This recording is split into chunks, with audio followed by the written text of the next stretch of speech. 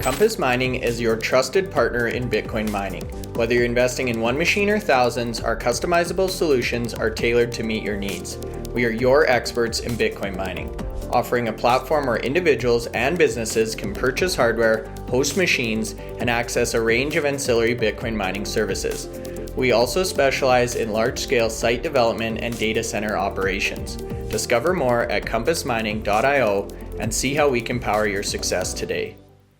Hey miners, welcome back to the channel McNallie Money, the official home of power mining analysis. In today's episode, Anthony Power and I are joined by Cade Bergmann. He's the host and co-owner of Wolf Crypto. This is one of the top spaces hosts on X. You've probably joined some of their sessions in the past. We're looking really forward to today's interview. Before we get into it though, take a second, hit the like button, you guys. Big help to myself and the channel. If you're not already subscribed, McNallie Money, feel free to join. And let us know in the comments section below if you've heard of Cade's work before, if you've ever joined any of these spaces sessions, and your outlook on the Bitcoin space in light of today's developments. Now with that being said, let's get into today's video.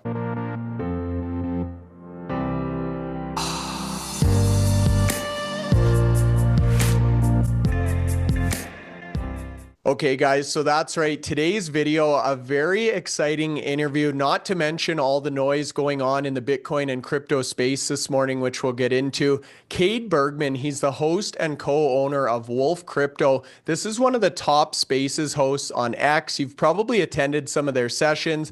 A lot of volume we were just talking about before the intro here. But Cade, welcome to the program. Thanks for making the time. Absolutely. Thank you so much for the invite. You're most welcome. Now, I just alluded to some big action this morning in the crypto environment. We'll come into that in a second, but before we do, how did you get involved in the crypto Bitcoin space? What ultimately led you down the rabbit hole that we all went down here? Yeah, I'll give you the quick and skinny version. It's a deep story because it started basically with the most nonsense thing was just a TikTok meme, Dogecoin buy-in 4 years ago, right up the ride in 2021, made a bunch of money. Third into crypto, lost it all, said, oh, wait, what just happened? And then I fell kind of in. So I started from the most degenerate of the trenches and found my way finally slowly saying, I need some sturdy ground here. Is anything here sturdy? Because our monetary system's not. These cryptocurrencies are not. What is everyone holding on to here? And that's when the Bitcoin conversation started to come up. Basically, everyone on our team is heavy Bitcoin. Some of us are maxis as well. And so I've really just gotten a taste of what that's like and finally gotten the best explanations of what Bitcoin is. So I found myself leaning way heavier into Bitcoin and to be completely honest, after these, Trump meme coins and all these things that have been happening, I've just been more and more bullish on Bitcoin and less overall bullish on the industry. Just from a personal investing standpoint, I'm just sitting here going, man, I'm not sure about all these tokens here. There's a lot of these things moving around. But even before all that stuff, before the crypto stuff, the reason I even started jumping on this entrepreneurship journey was I was working at a restaurant, making a bunch of money each day. But I was like, this is not going to end anytime soon. I don't want to do this forever. How am I supposed to get out of this cycle? And that's when I dove into the Gary Vee thing, post a bunch of content, get out there, do this thing, do that thing. And I was like, okay, cool, let's do it. So I went in, started doing YouTube videos, years and years of content, pushing together, 4 years of that basically. And then finally landed got the call from Wolf and was like, yo, let's kick this puppy off. Let's see if we can build something here. And now we are here about a year into that journey. So. That's awesome. It's about the same time as Bryce and myself set up the what we've got now, the channel we've got. So I've been fortunate to be invited onto a few of your spaces meets in recent months, especially in the mining section. Just to add a bit more colour to some of the topics. But tell us, that initial going from like orange pill to getting to then be part of the Wolf Web 3. How did that? Tell us more about how that physically came about. Yeah, so I had been making videos for a long time on YouTube, doing educational content, nothing shilly. I just didn't think that was the way. I said, if I ever want to build in this industry and have some credibility, I can't just be doing this nonsense. I can't do the KOL stuff. It's not even my nature. It feels cringy. I don't want to do it. I say that's the same reason I stayed away from vlogging back in the day. I knew it probably would do well. I just couldn't do it. So I just never did it. And eventually I just did, built up a backlog of hundreds of videos, podcasts, with founders, and I said, this is where I could fit. I just got to figure out how this is going to work. And then the beginning of this year, beginning of 2024, I had worked with this guy named Austin for a lot of content. He gives me a call one day. He's like, hey, man, like, you got to take this call. This guy named Gav, he's a Wolf Financial. And I'm sitting here, I'm like, brother, I'm busy. I'm doing content over here, over here. He was like, Cade, I'm not hanging up this phone. I'm going to come get you if you don't take this call. He goes, I don't care what you're doing. You need to drop it and take this call. And I was just like, I trust Austin. So I was like, okay, let's do it. So I jumped into the call, talked to Gavin Charles, the CEO and COO of Wolf Financial. And I was blown away because they're very professional. I didn't realize that that kind of professional existed in crypto land. And I was like, okay, I'm down to try it. Let's give it a go. I've been doing show hosting forever. I think this would be cool. I've never really dove in fully into spaces. And that was kind of the journey, was like, okay, let's figure out how to grow bigger spaces. Where are we starting? The average was like 30, 40 in the beginning. We didn't even have a Bitcoin space. They had no mining space. That kind of came up randomly. And then we said, hey, let's just run with this. This is cool. Over the weeks and months of the Bitcoin space is actually where I started to pay more and more attention to Bitcoin. And that's when I was like, okay, this thing's actually very, very cool. And then Simon Dixon on a space one day, I said, look, you got to explain to me why these billionaires are dumping all their money into Bitcoin. Why did RFK just change all his money into Bitcoin? What is going on? What am I missing? I'm missing something, because Ethereum, Solana, hello, these are going to pump way harder than Bitcoin, right? And he was like, absolutely not. Let's explain Bitcoin. And so he dove into Bitcoin. And as the more and more I've learned, I realized, wow, not only is Bitcoin the king, but also if you're looking at a long term or even midterm, it actually has performed very well compared to most altcoins. So I'm sitting here, all the altcoins I bought are down compared to the Bitcoin that if I just held it, I'm like, dude, that was dumb. So now I'm looking at all the things that are coming out from everyone in the industry who's building, it's all for Bitcoin. And I'm like, okay, this is great. This is a great sign. So I'm really, really hoping that the next 4 years, we get a lot of Bitcoin pushes. I know we're going to have crypto ones because we've already seen it. It's already kicked off, but I'm really hoping we have some pro Bitcoin stuff as well. That's music to our ears. Anthony and I are hardcore Bitcoin maxis. That's all we talk about on the channel. Boy. So that's great. Now, Cade, it's interesting to hear that backstory. As Anthony mentioned, very similar to me getting the call actually from you, Anthony, about a year ago to start up our platform. Now, since then, Wolf Crypto has become really one of the, if not the top destination on X. I'll put up one of your schedules here. This is for next week, Cade, but you can see the amount of talent, conversations, volume you guys do on this channel. Can you talk to us a little bit about the growth over the last 12 months? How did Wolf Crypto become the go-to place for spaces? Yeah, so the spaces are crazy because there's a bit of a science to it. There's a bit of just vibes is the best way I could probably put it. Just pure, do you have good energy? Do you come from a place of altruism, would be the word, or true curiosity? A desire to connect with people. I think if you start from a place of we just want to build numbers, we just want to get sponsors, because originally we had so much business on it. Sounds so stupid. We had so much business at Wolf Financial that we were like, we can't just keep doing all this crypto stuff in Wolf Financial. We're portraying our audience not good. We have to build another channel if we're gonna. This is not right. So that was the inception of why we even created the channel at all. And after about a year, by the way, is when I became a part owner. That was not from the start. The first year, I think I just earned my sweat equity in that first year. So I was really, really happy to upgrade, I guess you could put it. And so with the spaces, though, it's a lot of it has to do with who can you get in the space. Can you get industry thought leaders? Because Simon Dixon joins the space. He's known for speaking in spaces about Bitcoin, so people know that about him. So they see Simon Dixon in a space, a couple hundred people join, kind of thing. So there's on some level there's a science to it. You get 10 of those people, you got 1,000-person space. So in terms of like purely just numbers, a little bit is just speakers, and then honestly, I think it's just slept on. I remember in the beginning, I'll call out Charles. It was like, here's the process. In 2 weeks, we're gonna land it, and I was like, look, the process might be perfect. I don't believe that you can build a brand in 2 weeks. It's going to take a year, no matter how we do this. Even if every single thing works, people aren't going to realize that we're someone who hosts spaces 30 hours a week, 40 hours a week, until they've just seen us do it for a year. And they're like, who the hell are these Wolf people? Like, let me just jump into one of these spaces. And then hopefully they're like, okay, cool, I like the space. And so that's the goal. It's just when they finally give us a chance, they hop in, high-level conversation. Our goal is to keep it as professional as we can, buttoned up as we can, while still operating in crypto, which can be hard sometimes. Sometimes we're talking about Trump meme coins. And so it ends up being, it is what it is. But I think ultimately it's just like, can we have great conversations, and can the host, and I think this is so important, can the host, which in that case is me, but we also work with a bunch of other people. Can the host be someone who's like genuinely trying to learn and get better? I'm 26. When I joined the company, I was like, this is my opportunity to grow into the man I'm trying to become. Right now, I'm a kid. I'm 26 right now. I was just like, I was waking up late. I couldn't get things done. I was just like, I had done well in the last bull market. I think I got spoiled. I just got lazy. And I was like, I need something to like get me rolling here because this is not like, no woman's going to marry a guy like this. I'm never going to get anywhere like this. I'm out of shape again. I've got to lock in. And that pretty much was the goal with Wolf. And these guys at Wolf do not play around. Gav is doing literally 80-hour weeks probably every single week. And he's the CEO. Charles is putting in 80-hour weeks. These guys do not stop working. There's no excuse. I can't just say I don't feel like working because the CEO is not working. He's working more than me. So that's made it really, really easy.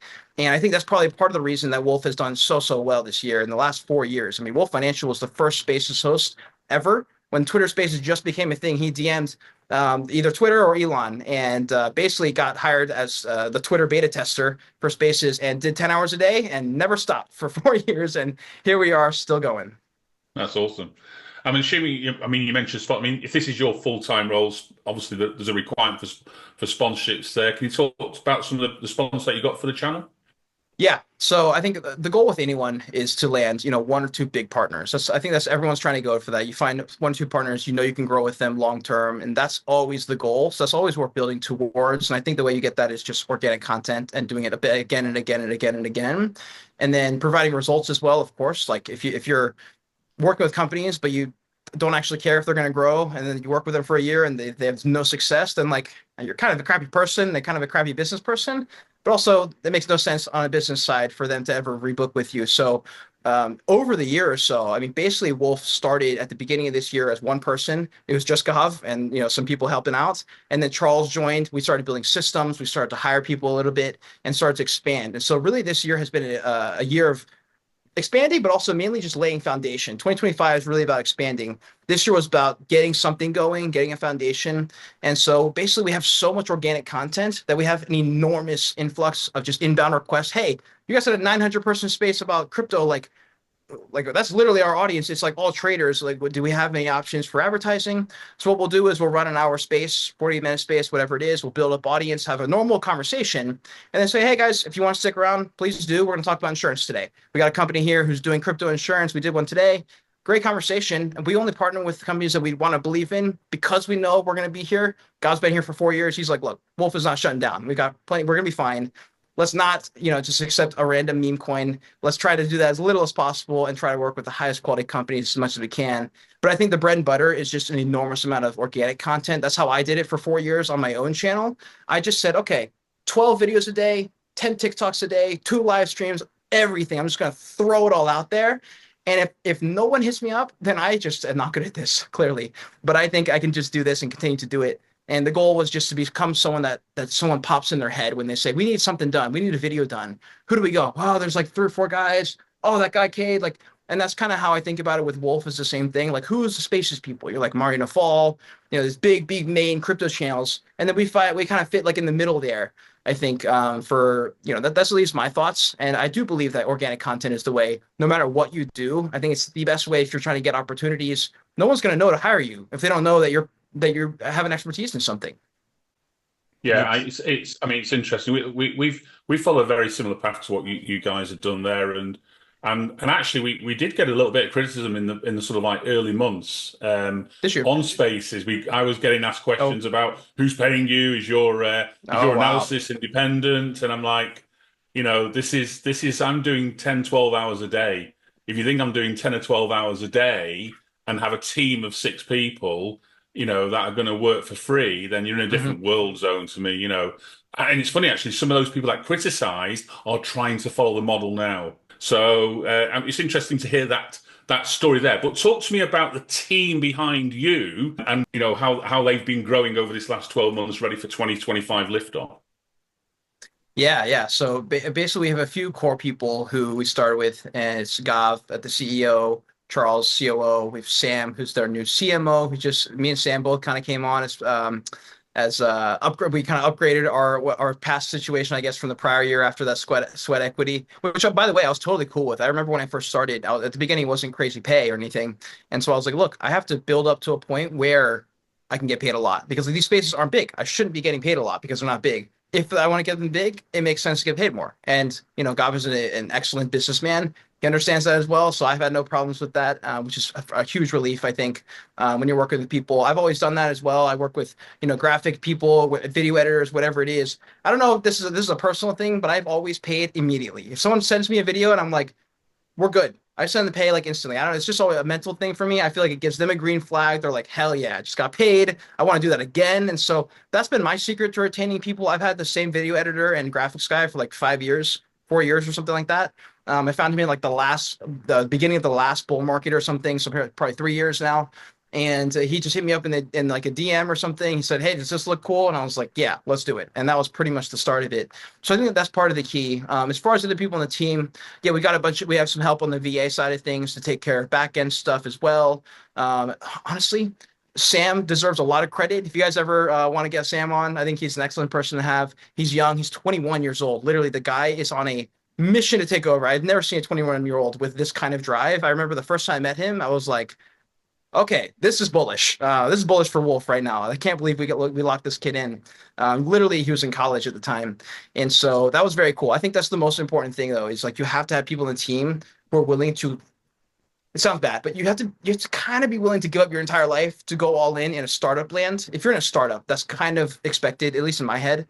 If you don't have that, and our experience has been really hard, if you're not willing to put in that extra work, it's very hard to keep up with our standards because we're moving very fast. There's no time to pause. Like if we want to make a change, I still have to run 35 hours of Spaces next week. Like I still have to do 4 podcasts. Like there's no, hey, let's just take a week off really. We go to a conference, that's really the only time. We still end up running Spaces. We still end like being there, making content and stuff. But as far as the team, yeah, we got the 4 core. We brought in some other people as well, like William and Tropic who help. We're working with other companies to help build up their Spaces foundation as well, like in the Bitcoin world and the DeepIn world as well. William is an excellent person. He's an excellent like orator, I guess you could put, for DeepIn, Taj as well for a lot of Bitcoin conversations. And so that part's been amazing. And so we're trying to just figure out exactly what the identity is this year. Like, if we're working with so many companies, it's a little bit hard to stay on track. Sometimes you're going this way, then you're going this way. So we're like, okay, this year we're dialing it in. We're going to go video content as well. We're going video streams. We're going to figure out the way that works. We're going to build out those shows. And then we're going to figure out where we want to go. Who's our target audience? Really, this first year was like, Cade, do a space on this. I don't care what the topic is. Let's cover all of it. We got to figure out where we stand. And so I'm so glad that part, not that it's over, but I'm glad that we went through it because now we're here and I'm very, very excited for the rest of 2025. Now, Cade, you talk about the content and how important that is to the channel. You mentioned earlier the Trump coin as well. So I'm curious, based on that sample set that you got last year, what are you finding resonates best with the audience right now in terms of topics? So I'll say this, I'll hit on something right before topics. One thing I found with Twitter is we've been sort of trying to growth hack. Like, we'll post something that I know is good content. I'm like, why isn't it getting the views? And so something I noticed with YouTube Shorts early on was it is basically the title. The content almost doesn't matter. It is just the title because you have to get the click. It's not like TikTok. There's not a feed. A lot of people on the shorts. Well, sometimes if you're scrolling through shorts, then yeah, it's going to be like that kind of feed. But otherwise, people have a home screen. They're going to click it. It's either the big face you made, like, or it's going to be the title. And so with we were posting like sound bites and audiograms from a lot of our podcasts and podcasts and spaces. I'm sitting here going, okay, here's a great clip. I think this is excellent, high value. How do I get someone to click on it? So we've really tried to nail down what posts go really viral on Twitter, what threads go really viral, what's the structure. I found that like big statement, context, CTA works really well, especially for threads. It just gets people going like, whoa, what did he say? Then they're like, oh, interesting. Then it says read more. And so that works for like a lot of the threads. In terms of content and context, in terms of content and what people are looking for as far as topics, we found honestly that in crypto, it doesn't work the same as stocks. We tried to do like the daily posting of Bitcoin charts. We tried to figure out ways we could do these like daily repeating content. We struggled actually a lot with that. I don't think unless you're a news channel known for breaking news and posting, every 13-minute updates sort of thing, people are expecting that from you. But if you're doing that plus 35 other things, it's almost counterintuitive to you because your audience isn't the same and they're going to look at it and only, 10% of your people are going to engage. And then Twitter goes, I guess it's not that interesting. And then it doesn't even show it to people. And then you've kind of shot yourself in the foot from the beginning. I will say from like a content side of things, the trading stuff is probably number one. I mean, that's really where we're headed. I think it's something that I've found personal interest as well. I learned how to trade in the last bear markets, just the foundations of it. And now, as we're doing these spaces, it's become clear and obvious that, well, at some point the market crashes. So, like, what are you going to do when that happens? You got to be able to continue building and stuff like that, right? And so I was like, okay, well, if I can learn how to trade independent of crypto, I'll be good no matter what the market is. I can just short the market instead. I can trade another commodity or whatever it is. But I'd say the trading content really does really well. Keep you up to date with prices. If you have a thread you want to write on HBAR or something like that, being like, HBAR is up 500% today or this year. They're building all these things. Here's 4 other things I'm really interested in. For some reason, people find a lot of value in those when you pull up a coin that a lot of people have, a big backing behind, like XRP Army, the HBAR people, like they go hard. So I think tapping into those communities has done really, really well. If you stay too broad and generic in crypto, you can grow. It's just a little bit hard to be dialed in, and it's hard to figure out exactly what works if you have too many things going on at once, You mentioned coins there. What sort of coins are you looking at and catching right at the moment out there? I mean, we don't cover coins; we've only cover Bitcoin and the mining stock. So this will all be new to me, but it'll be interesting to get your views. Well, I don't know if you'll be that impressed. So, like, what's funny is when Trump did his inauguration, he had the pastor pray over him.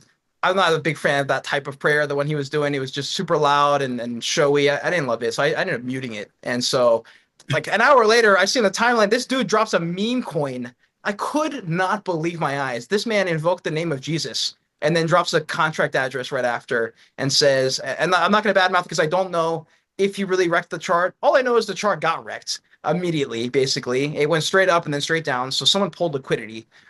In my head, the go-to is like, yeah, he probably had a big amount of the tokens. He probably thought he had $20 million, sold 100 grand, and that ended up, taking all the liquidity out of the pool because there was not $19 million in there. We saw that happen like 4 times this week.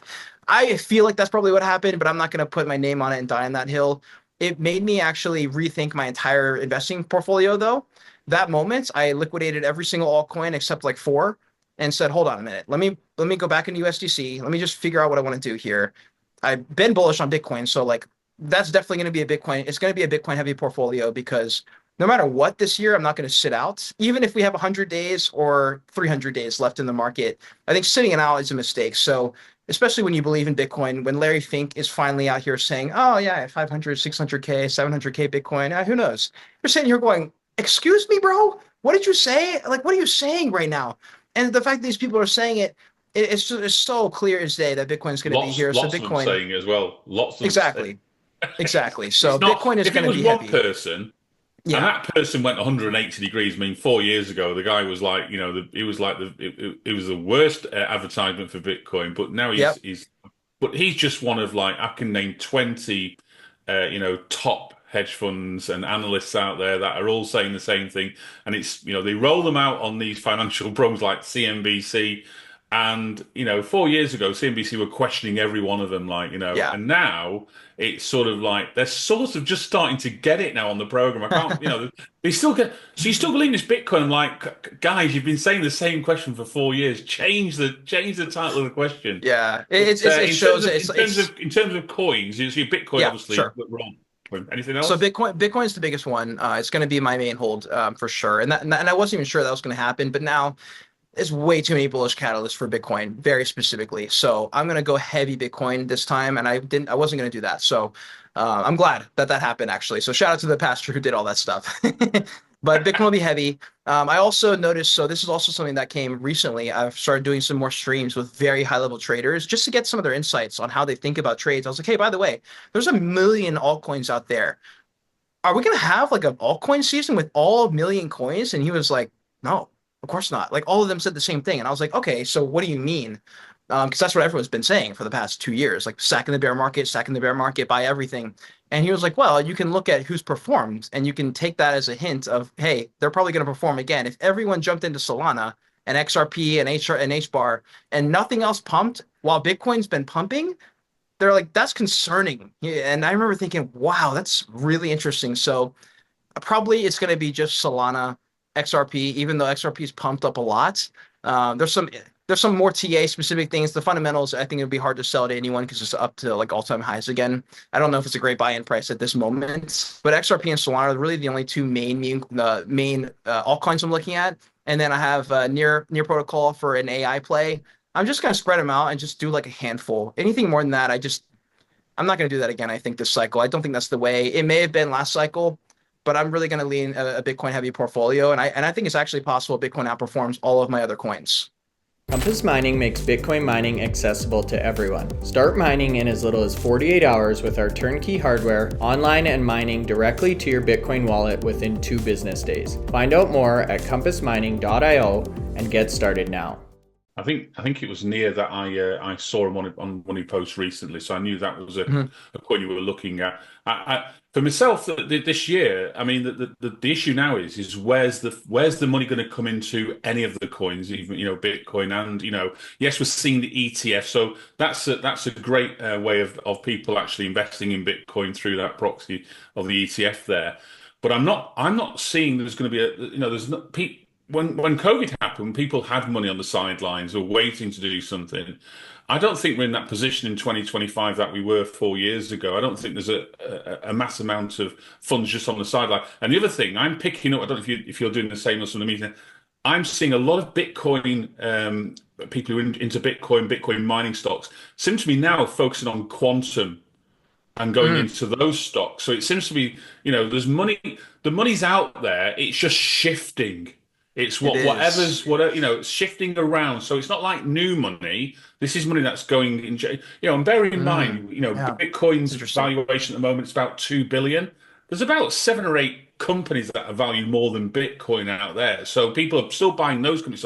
People are still buying Tesla stock on a regular basis, and Microsoft and Apple and all these big companies out there, which are as big or as bigger than Bitcoin itself. So I'm just wondering, where that extra money is going to come in. It'll mean that something else has to give from my perspective, but that's just my perspective. I mean, what do I know? So it's just a view there. But I don't know if you share that view or whether you feel actually that there's money waiting to come in and we're still in a sort of like, a space where we can grow. I mean, obviously decisions of the strategic reserve will any big news stories. It means that the impact of Bitcoin is great, but it means that money. Yeah. I'm suggesting money will move from place to place. Yeah, the quantum one did catch me by surprise. I guess probably the best way I could put it. It caught my surprise, and just kind of nowhere. By the time it caught my surprise, I think it had already gone up 60, 80, 100%. So RGTI and all these type of companies out there that were just, we heard about these companies years ago, and every few years we hear this quantum coming out. It's gonna take over the world. It's gonna take over Bitcoin, and then someone say not for another 15 years. It's like we're still way down the path from that happening. So it's just interesting. But people, they hear the story, they buy in, it rises. Yeah. And then as quick as it goes up, it comes down. Just one more quick question on going back to those, and you mentioned that meme coin that came out after the inauguration. Is it? I don't know this. Is there any sort of like period where they're supposed to not sell or liquidate the holdings, or is it a case of it's just open season? Yeah. As soon as money pours in, they can then start selling and take their investment out in liquidize their investment effectively. Most of the time, you don't know. Most of the time with meme coins, they just pop up out of nowhere, and you're just taking a full risk. The other day, I was playing around with I don't even know what I put in, like maybe $200, nothing crazy. I was just like, whatever, sure, I'll bid this. I forget what it was, like a TikTok coin. When TikTok got banned, this TikTok coin pops up. I saw it early and I was like, whatever, I'll chuck $200. Pure total gamble, has nothing to do with my thesis on Bitcoin, just purely, let's see what happens. It rode up, I was up like $1,000. And then I was like, oh, nice. So I pulled out my initial. And I said, I'm just going to let this baby ride. 8 seconds later, we rugged. The entire liquidity got pulled. I lost 100%, made zero money. Got your money back. I got my money back, thank God. But I was just like, okay, I forgot that can happen. Sometimes I forget. But as far as coins doing that, some of them have a vesting period, and they genuinely can't be unlocked. So, like the Trump token, I believe, that he just dropped has like a month is the first like opening where a bunch of tokens could be dropped and people need to be wary. So for me, at least, if you're going to be trading, I have some Trump coin is purely as a speculative asset that I'm using as to like almost gauge how how people are viewing Trump, I guess, is the only reason I'm using it. More of a speculative trading play. And for those, I'm really holding past 3 months is very risky to me. I don't see why anyone would, because there's so many unlocks that start to happen, and that's just going to be dropped to KOLs and people who are going to want to sell. And that's my thought. I feel like in the last few months, I've been hearing a lot of just like,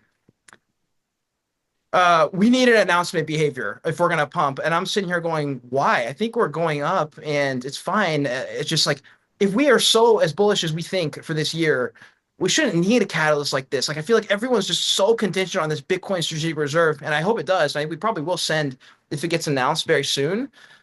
But today, I mean, Senator Loomis gets added, and she's going to be in charge of digital currencies. And I was like, okay, well, that's amazing. But that is not what we were hoping for, I think, in terms of No, the timeline. she announced something, but people misinterpreted it slightly, and they went out and put out the bullish posts with her picture on saying, this is big. Yep.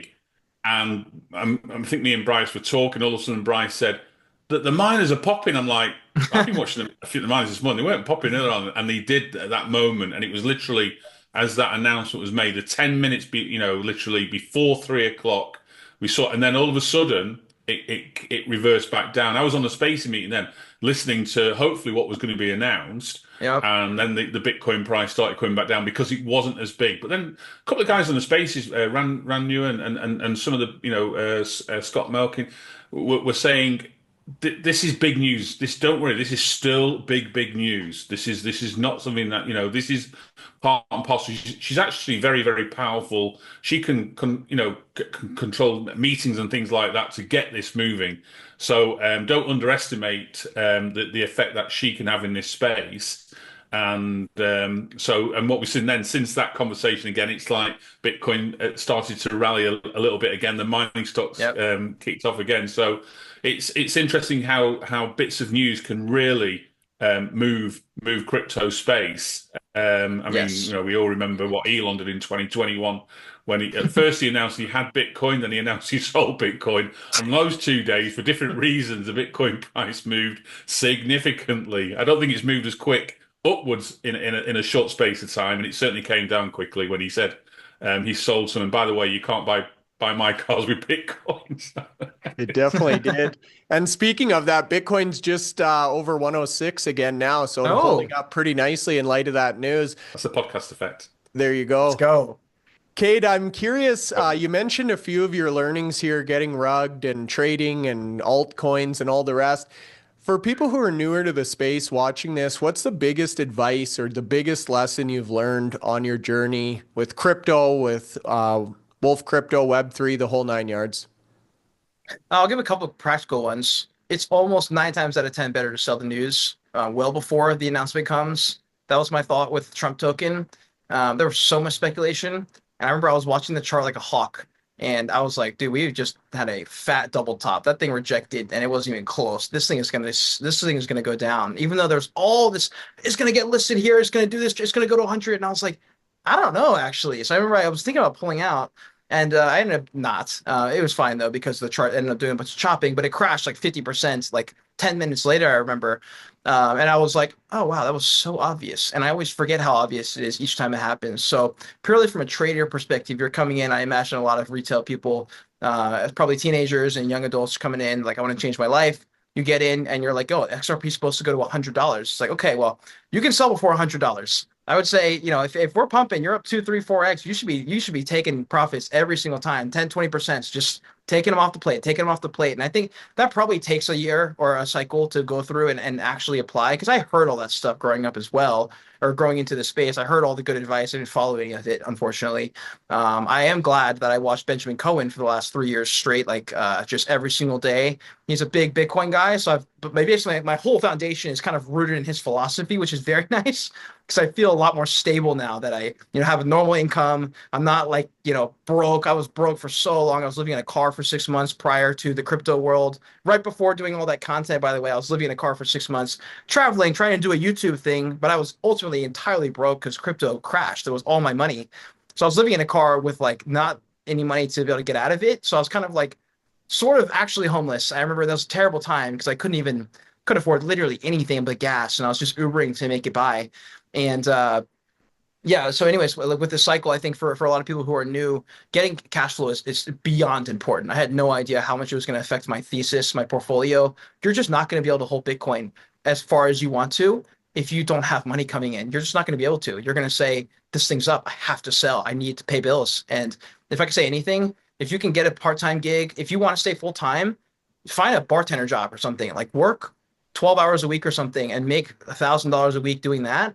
If you're like a kid or something or young, or it doesn't matter if you're young, actually, anyone can do that. And that's kind of what I did in the bear market. I basically, joined a bar for like 1 day a week just so I didn't have to go and leave the space because I knew there was going to be massive opportunity cost if I left. So that's my other piece of advice is if you come to crypto, if you come to the Bitcoin space, that cycle is very real. Things can go way up and down. You never know. There's a possibility that Bitcoin doesn't ever come back down. It's very possible. If it doesn't, be prepared for that. And when everyone leaves and gets bearish, if you stick around, there's insane opportunities to work with people, get involved in the space. People are hiring all the time. If you're putting out content out there, you start jumping in spaces, you start jumping in podcasts, like engaging like with your account, with Wolf, accounts like that, where it's collaborative in nature, you'd be surprised. Every single person we've hired into the company has been someone who's just been part of our spaces. And so it's very, very possible. I'd say that's probably my top bits of advice is this world is where innovation is happening. And by the way, you're really lucky to have like Bitcoin as the thing leading because it's not some human being who's going to ruin it. It is a force that is unstoppable. And that's why it's so powerful, I think. And that's why I'm so bullish on the space is because of who we have at the helm. It seems, it seems you've got to have made some mistakes in this space and learn from those mistakes. I mean, I learned, you learned from your mistakes. I learned in 2021, made a couple of errors thinking everything was going to go like plan B suggested it was going to go with the Bitcoin price hitting 100,000. We're all following him in them days. And like, he had this model and he's still around. I mean, he's still follow what he does now. And, it looks really, really, really good for this year, but you have to have made those mistakes and learn from to go through this. And I'm a better person for learning from those mistakes. Now I do make sure, I take profits more regularly this last year. And I was telling Bryce as well, I might not get the top, but I get all the way up to the top. And Absolutely. So, it's helped me. I'm not one of these that's one is a whole thinking it's going to be forever. So it's good to hear you've done a similar thing there. And as we get into sort of like the final part of the podcast, where do you see sort of like yourself and Web3 maybe in the next year or two? Where's your expectation in growing this going to end? Not I mean don't end, but reach. Sure. Yeah, it's tough because if you look at the 4-year cycle, bear market is basically the future. A bunch of blood in the streets and bearishness is if that's what ends up playing out, which right now we don't have any reason to not think that the 4-year cycle is going to continue. Okay, that's not true. There's plenty of things that you could say. It just depends which thesis you want to roll with, of course. But if the 4-year cycle ends up playing or anything like that, we're probably headed for a bear market, which I don't think is bad. It's what it is. We've been pumping for a long time. Bitcoin's gone from what did it touch down in the last bear market? 15,500 in 2022. Yeah, December 22. Yeah. Well, I'll tell you on a personal level what I'm excited about. I wish I had learned about Bitcoin earlier, but there's no better day than today, I guess. And when the bear market comes, I have basically just stacked a massive bag of cash, and I'm just sitting on it. I'm just waiting. I probably should just jump in and start averaging in now. Maybe the trader in me is like, just get a lower entry price. But I cannot wait personally for the bear market. It's the first bear market I'll be going into not broke, hopefully. Knock on wood. My goal is not to enter the market at Pico tops and ride it all the way down. That's not something I'm going to do. I'm willing to cut threads early if it means I can actually accumulate during the bear market. I think it's the most powerful thing anyone could be doing.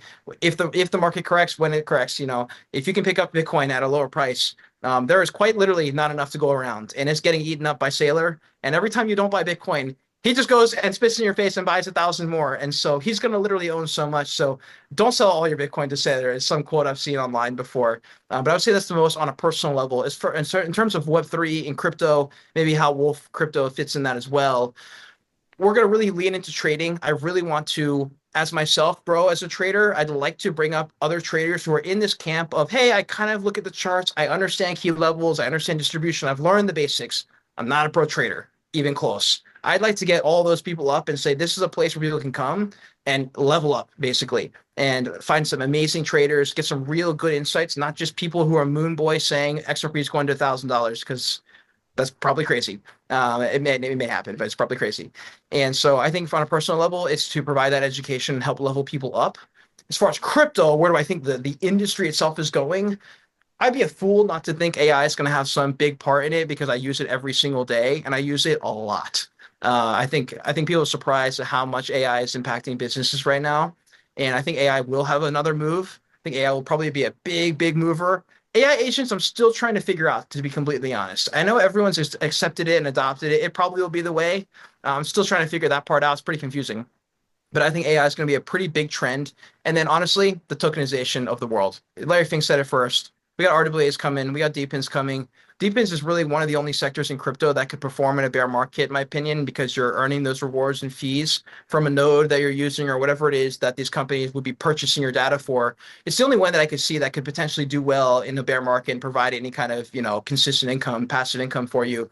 But I do believe that they are going to tokenize the world, whether or not we like it. It just makes the most sense. It makes the most sense, and the people with the money are talking about it. So we'll see what happens ultimately. But I do think they're going to have a lot of tokenization. So I would imagine the real world assets are going to blow up.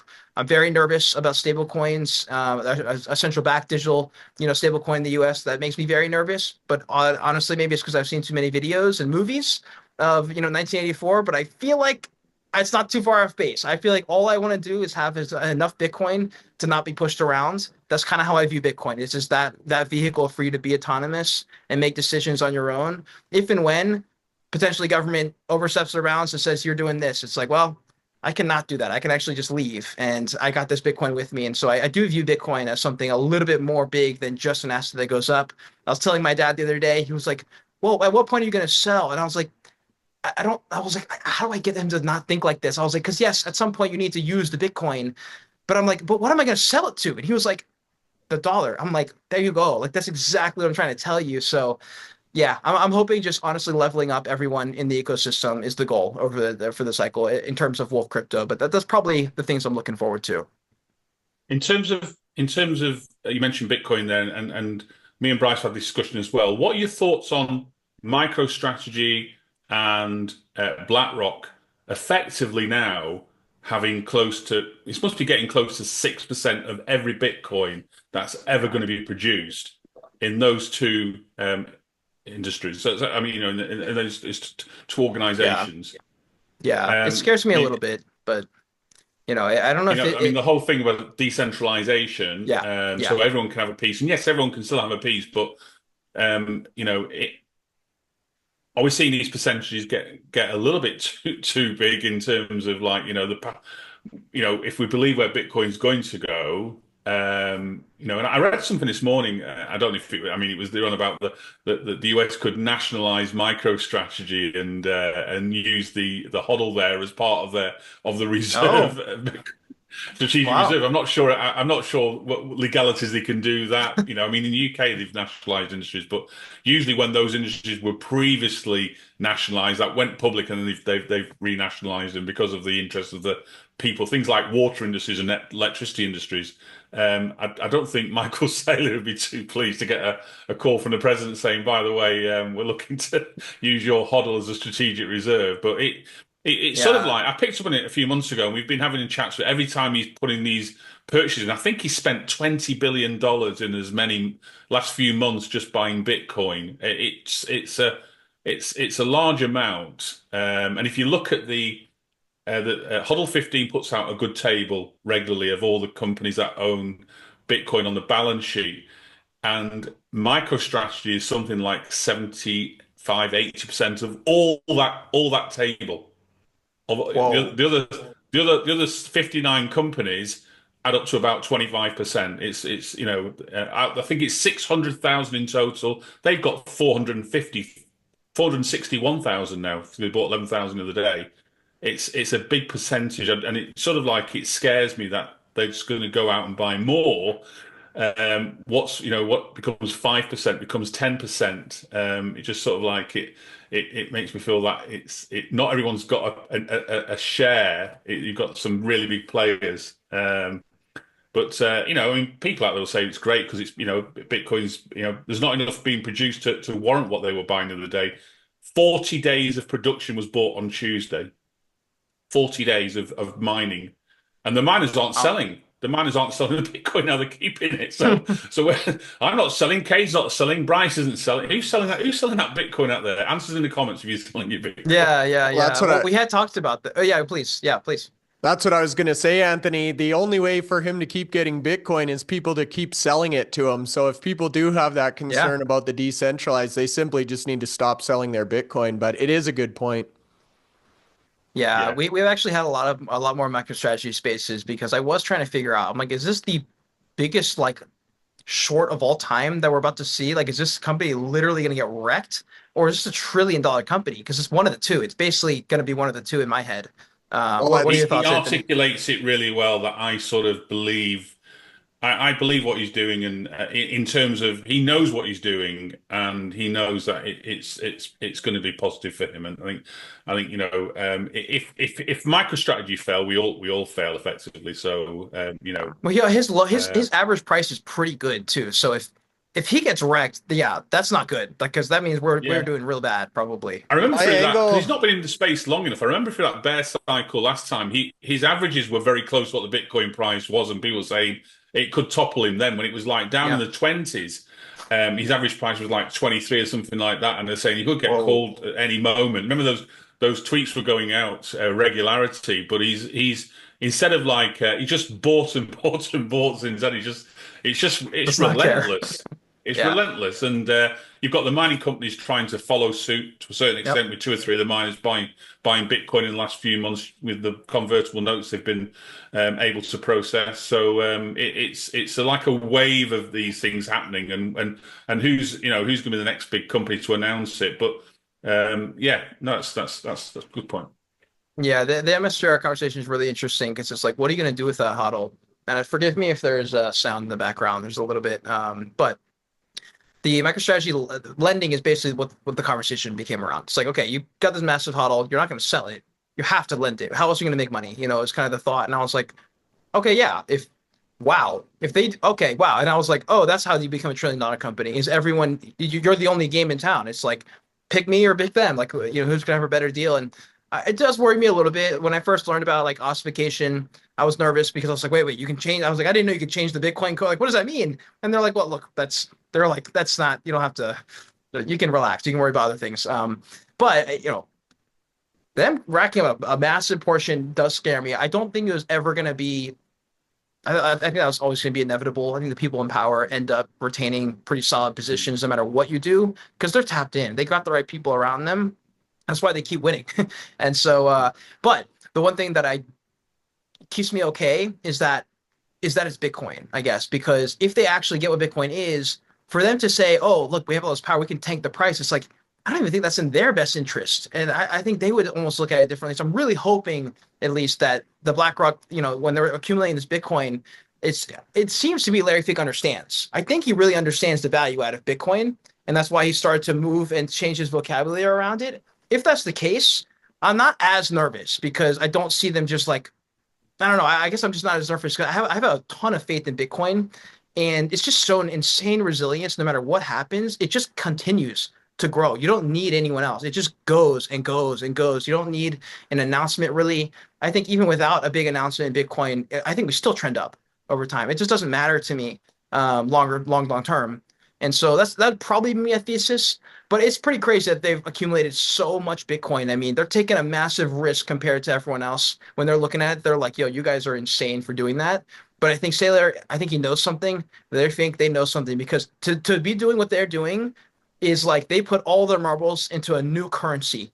That's a huge decision to make, So we'll see. I'm really hoping they understand it though, because I think we'll be okay. But yeah, interesting discussion for sure. We'll see how that whole MicroStrategy trade plays out, but definitely interesting there, Cade. So in closing here, we just wanted to give you a couple minutes to go over any final thoughts or maybe anything we've missed during the discussion. Well, I'll say this, Anthony, I mean, both of you guys for this show. It's been an awesome conversation. It's flown by. So I've really, really had a great time. We'll have to get you guys on as well. I think we had talked about that, Anthony. So we'll get either you on or both of you guys on or one at a time or something. Would love to have you guys Absolutely. on the show as well and vibe it out.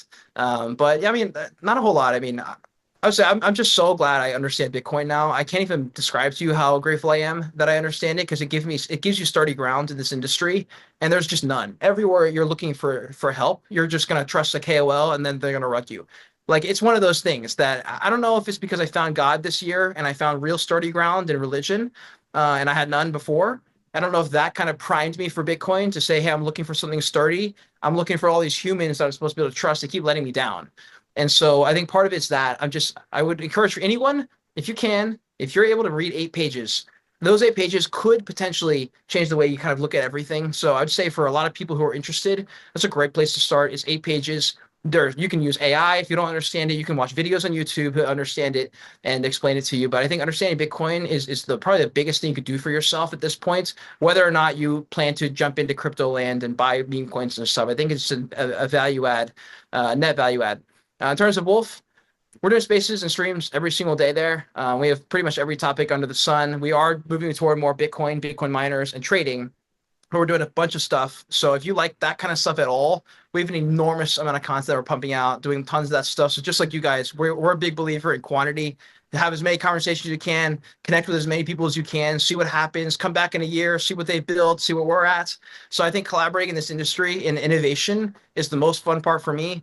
We're going to be here still going hard, so I'm not at all worried about that. I think it's going to be a crazy year no matter what the markets do. And like I said, I just want people to understand like Bitcoin is so different than the rest of the market. I can't even stress how different it is. And it's given me so much of a better understanding of investing for all assets and my mindset towards when I'm holding a token. I just I just have this extra something in there. And I think there's something behind Bitcoin that's not exactly just an asset. It's not just this piece of code. There's something in Bitcoin that is special, and I can't put my finger on it, but it's special. That's all I know. So if someone has an answer for what exactly it is, if there's some metaphysical answer, I'd love to hear it. But I think it's going to be a crazy next few years. And again, thank you so much for having me on the show. I had a great time. Yeah, you're most welcome. And as Michael Saylor says, there is no second best. For me, the None. thing that stands out with Bitcoin is trust. And as you talked about throughout the conversation, Cade, it's very difficult to find any money system or even people that you can trust in this world. And I think Bitcoin does both of those. So thank you so much for the time today, you guys. The socials are linked below. Go check out some of these spaces. It's the top destination if you're looking for information on crypto, on Bitcoin, on mining. Cade, thanks so much. We'll see you again soon. Feel free to like, subscribe. We'll talk to you in a bit, guys.